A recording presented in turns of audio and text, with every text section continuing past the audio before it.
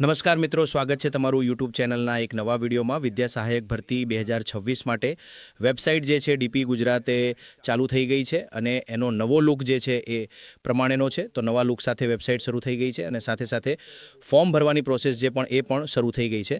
તો તમે જ્યારે પણ વેબસાઇટ તમે ખોલશો તો આ પ્રકારેનું જે છે એનું હોમ પેજ તમને જોવા મળશે. ડીપી ગુજરાતમાં ગુજરાતી માધ્યમમાં સિલેક્ટ કરશો એટલે આ પ્રકારની વેબસાઇટ જે છે એ ખુલશે અને અહીંયા બે બાજુ બટન આપેલા છે, રજિસ્ટર અને એપ્લિકન્ટ લોગિન.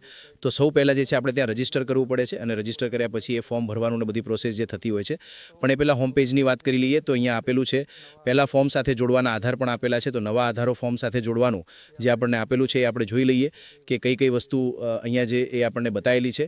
તો એમાં છે અહીંયા જે પ્રમાણે આગળ કીધું, શાળા છોડ્યાનું પ્રમાણપત્ર છે, જાતિ અંગેનો દાખલો જે છે SC ST SCBC માટે, EWS જે SCBC માટે, પછી જે નોન ક્રિમિનલ સર્ટી હોય છે એની વાત છે, EWSનું પ્રમાણપત્ર EWS વાળા માટે છે, પછી PH કેટેગરીવાળા, માજી સૈનિકવાળા, આ બધી જે પહેલાં જે 2 નંબરથી લઈ અને 6 નંબરનું જે લાગુ પડતું હોય તમારે આપવાનું થાય છે. 7મા નંબરમાં HSC એટલે કે 12માની માર્કશીટ, 12માનું ટ્રાયલ, ટેટ 1ની માર્કશીટ, સ્નાતકની માર્કશીટ, તમામ સેમેસ્ટરની, સ્નાતકનું ડિગ્રી સર્ટિફિકેટ, સ્નાતકનું ટ્રાયલ સર્ટિફિકેટ, PTC અને DLEDની માર્કશીટો, PTC DLEDનું ટ્રાયલ સર્ટિફિકેટ અને તમે જે કોલેજમાંથી PTC કે DLED કરેલું હોય એની NCT માન્યતા પ્રમાણપત્ર. બરાબર, ઘણા મિત્રોને ટ્રાયલ અને NCT ભેગું હોય છે તો એ પણ બંનેની અંદર અલગ અલગ સેપરેટ રીતે તમારે અપલોડ કરવાનું રહેશે. અને ચાલુ વિદ્યા સહાયક 1 થી 5માં નોકરી કરતા હોય તો ઓર્ડરની નકલ છે, NOCની નકલ છે.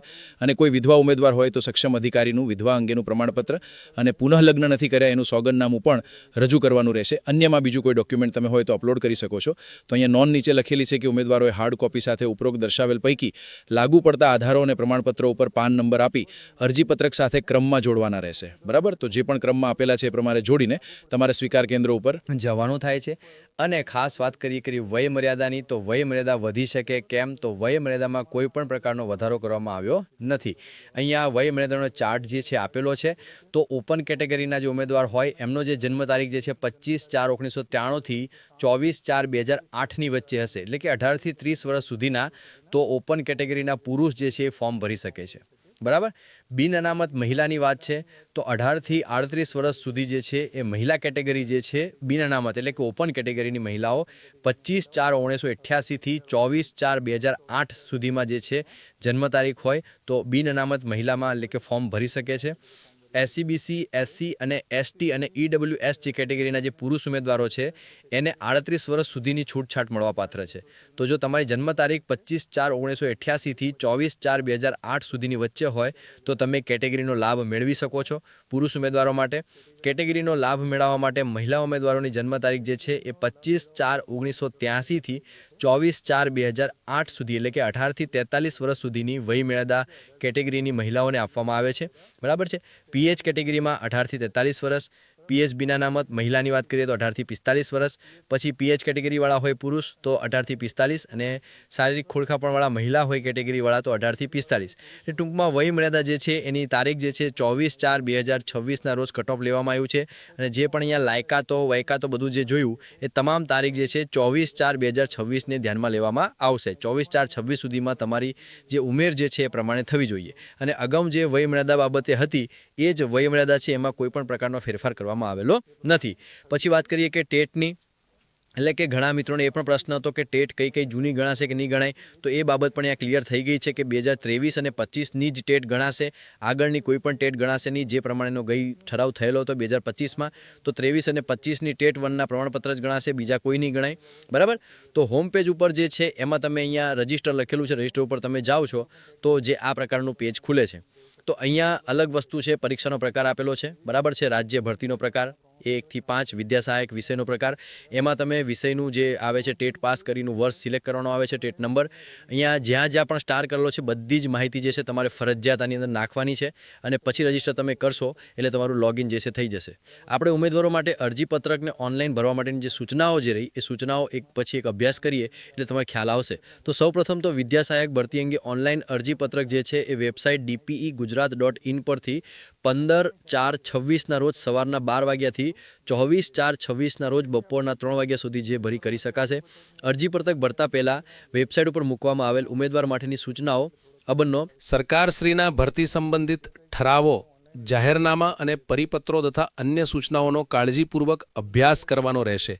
એટલે કે વેબસાઇટ ઉપર વિગતવાર જાહેરાત આપેલી છે એ તમારે વ્યવસ્થિત વાંચી લેવાની. ઉમેદવારોએ સૌથી પહેલાં રજિસ્ટ્રેશન લિંક ઉપરથી પોતાની ટેટ પરીક્ષા સહિતની વિગતો ભરીને રજિસ્ટ્રેશન કરવાનું રહેશે અને ત્યારબાદ લોગિન થયાથી અરજીપત્રક ખુલશે. બરાબર છે. પહેલાં રજિસ્ટ્રેશન કરી નાખવાનું છે. રજિસ્ટ્રેશન કર્યા પછી તમારે લોગિનવાળા ઓપ્શનમાં જઈને લોગિન કરશો તો તમારું અરજીપત્રક ખુલવાનું છે એમાં. અને ઓનલાઈન જે અરજીપત્રકના અલગ અલગ જે કોલમ આપેલી છે એ કોલમની અંદર અરજીપત્રક ભરવાનું છે અને પછી સેવ કરવાનું રહેશે. જે પણ માહિતી તમારી અલગ અલગ ડિગ્રીના ટકાવારી, જન્મ તારીખ, બરાબર, જાતિ પ્રમાણપત્રનો નંબર, આ બધું અલગ અલગ વસ્તુ બધી આપેલી હશે, વ્યવસ્થિત શાંતિથી ભરવાનું છે અને ત્યારબાદ જે છે એને ઓનલાઈન સેવ કરી દેવાનું છે. એ અરજીપત્રક તમે સેવ કરશો એટલે પછી તમારા તમામ આધાર પુરાવા ઓનલાઈન અપલોડ કરવાના રહેશે. બરાબર. એટલે 1 by 1 આધાર પુરાવાની સામે PDF જે છે એ તમારે ઓપન કરી અને ત્યાં અપલોડ કરવાની રહેશે. તમામ આધાર પુરાવા તમે અપલોડ કરશો એટલે તમારે અગાઉ વાત કરી હતી એમ સેમેસ્ટરની કે અલગ અલગ ગુણપત્રક જે બી હોય મર્જ કરીને માર્કશીટ બનાવી દેવાની. બધી માર્કશીટ એક કરીને અપલોડ કરી દેવાની છે અને આધાર પુરાવા અપલોડ કર્યા પછી અરજીપત્રકની પ્રિન્ટ લેવા માટેનો ઓપ્શન આવશે. પ્રિન્ટ એપ્લિકેશન ફોર્મ એવો ઓપ્શન આવશે તમારા લોગિનની અંદર. એટલે તમારે જે છે એ અરજીપત્રકની પ્રિન્ટ મેળવી લેવાની રહેશે.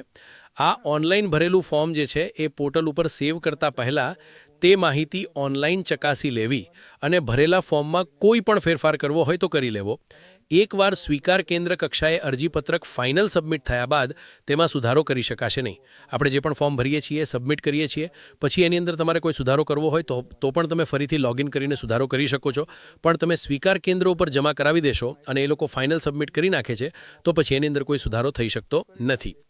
ઓનલાઈન સબમિટ કરેલ લાયકાતના ગુણપત્રો અને પ્રમાણપત્રોને અનુસંગિક આધાર પુરાવાઓ સાથે અરજીપત્રકની પ્રિન્ટ કરેલી કોપી નક્કી કરેલ સ્વીકાર કેન્દ્ર ઉપર જાહેરાત ક્રમાંક 1/12/26 માટે કે 15/4/26 થી 24/4/26 રવિવાર અને જાહેર રજા સિવાય રૂબરૂમાં સવારના 11 કલાકથી સાંજે 5 વાગ્યા સુધી જમા કરવામાં આવશે. એટલે કોઈને સાથે મોકલવાનું નથી. તમારે ઉમેદવાર જાતે રૂબરૂમાં જમા કરાવવા જવાનું જ છે.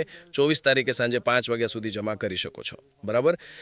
પ્રિન્ટ કરેલા ફોર્મમાં કોઈ પણ જાતનો સુધારો વધારો કે ચેક કરેલા ફોર્મ જે છે એ સ્વીકારવામાં નહીં આવે. અને જિલ્લા કક્ષાએ ફાઇનલ સબમિટ થયા બાદ જો કોઈ સુધારો કરવાનો જરૂર જણાય તો કામચલો મેરિટ યાદી પ્રસિદ્ધ થયા બાદ છતી સુધારણામાં જ્યારે આવે છે, બરાબર, વાંધા અરજી, એ ટાઈમે તમે કંઈક સુધારો એની અંદર કરી શકો છો. સ્વીકાર કેન્દ્રની યાદી જે છે વેબસાઇટ ઉપર મૂકેલી જ છે અને અરજીપત્રની હાર્ડ કોપી જે છે નક્કી કરેલ સ્વીકાર કેન્દ્ર ઉપર જરૂરી અસલ પ્રમાણપત્ર સાથે ચકાસી કરાવી ફાઇનલ સબમિટ કરાવવાનું રહેશે. અને જિલ્લા સ્વીકાર કેન્દ્ર પર ફાઇનલ સબમિટ થયા સિવાયનું કોઈ પણ અરજીપત્રક ગાંહીએ રાખવામાં આવશે નહીં. એટલે કે ત્યાં તમારે ફરજિયાત જમા કરાવવાનું છે અને ફી ભરવાની છે. ફી ભરીને તમને પહોંચ આપશે. પહોંચ તમારે સાચવીને રાખવાની છે. ત્યાં રૂબરૂમાં જઈને જ અરજીપત્રક આપવાનું છે. કાર્યાલય, ભરતી કાર્યાલય કે કોઈ જગ્યાએ જે છે એ મેળવવાનું નથી. તમે કોઈ પણ જિલ્લામાંથી ફોર્મ ભરી શકો છો, એટલે કે સબમિટ કરાવી શકો છો. તમે જે જિલ્લામાં હાલ રહેતા હોય, તમારે નજીક કોઈ પણ સ્વીકાર કેન્દ્ર પડતું હોય તો ત્યાં જઈને પણ તમારું ફોર્મ સબમિટ કરાવી શકો છો. આ હતી મોટી માહિતી વિડીયોમાં તમને આપી છે. વિગતવાર જે પણ માહિતી સામે આવતી રહેશે આપણે ચેનલ ઉપર વિડીયો બનાવીને તમને આપતા રહીશું. તમારા જે કંઈ પણ પ્રશ્ન હોય તમે કોમેન્ટ બોક્સમાં જરૂરથી જણાવી શકો છો. જય હિન્દ, જય ભારત. Thank you.